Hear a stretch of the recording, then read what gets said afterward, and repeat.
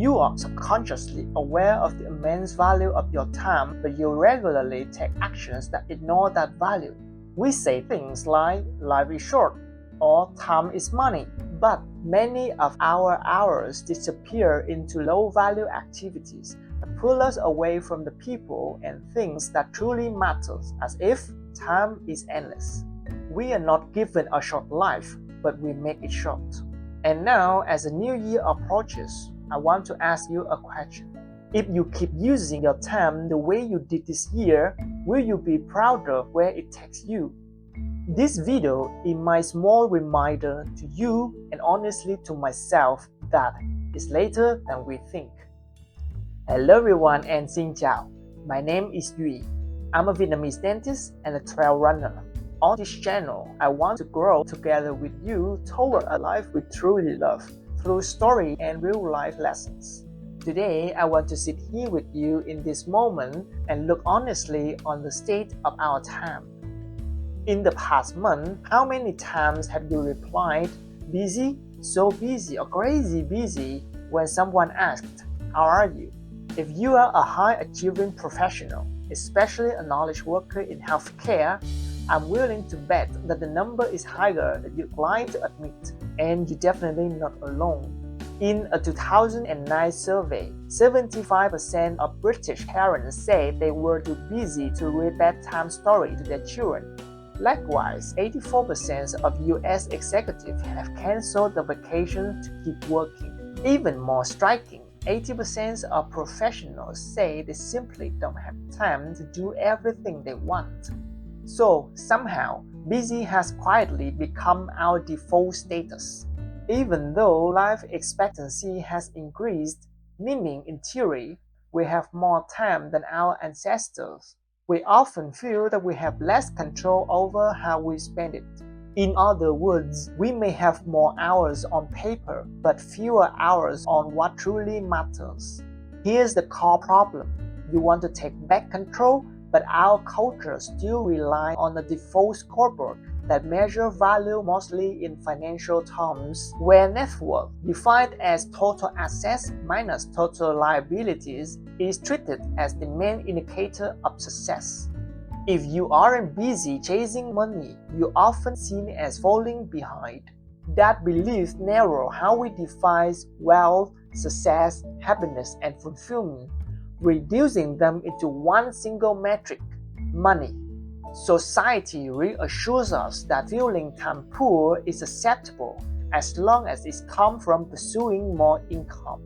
The hidden assumption that if we could just make $1 billion, then we would be happy. Researchers have studied for many years how money and happiness are connected. We can summarize a lot of this work into 3 simple insights. First, when you have very little money, more money really can make life better. It reduces stress. It pays for food, rent, medicine, education. At this level, money can buy a kind of happiness because it removes pain and fear. Second, after your basic needs are covered, if you are unhappy, more money usually does not fix that unhappiness. You may feel good for a short time when you buy something new, but from inside, nothing really changes. Third, if you are already feeling okay and secure, more and more money does not keep increasing your happiness forever. At some point, the curve becomes flat.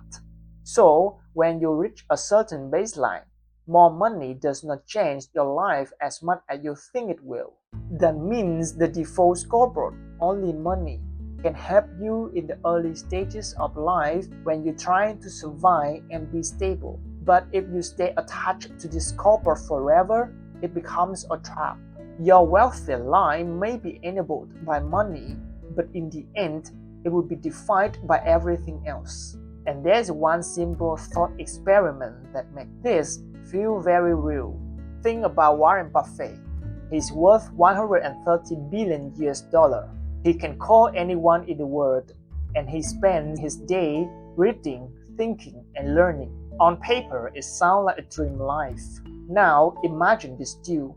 You can swap lives with Warren Buffett right now. you get all his money, all his access, all his influence, would you take it? I'll bet most of you would hesitate. Why? Because Warren Buffett is 95 years old at the time of this video. No matter how much wealth or status he has, you probably wouldn't trade your remaining time for his. Flip the questions.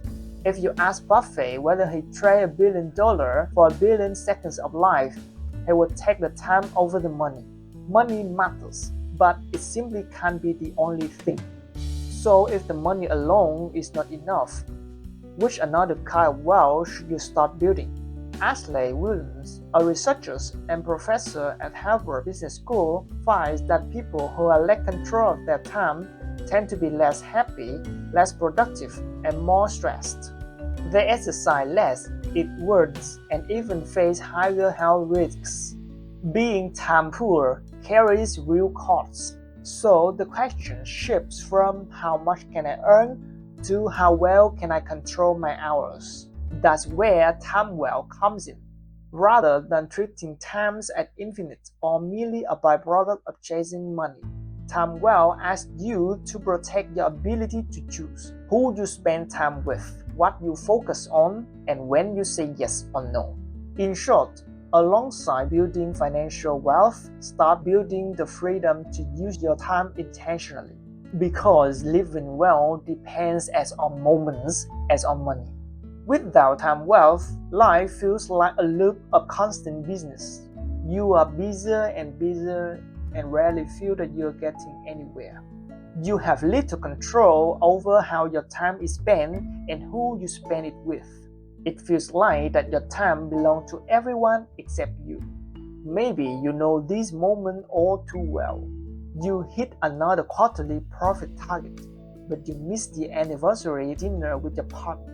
You earn a record bonus, but you don't attend one single of your child's games. You say yes to every work call, yet somehow you don't have time to reconnect with an old friend that you still care about. Here's the hard truth. No matter how many times you do something, there will come a day that you do it for the last time. And most of the time, you don't know when the last time is happening. There will be a last time that your child asks you for a bedtime story.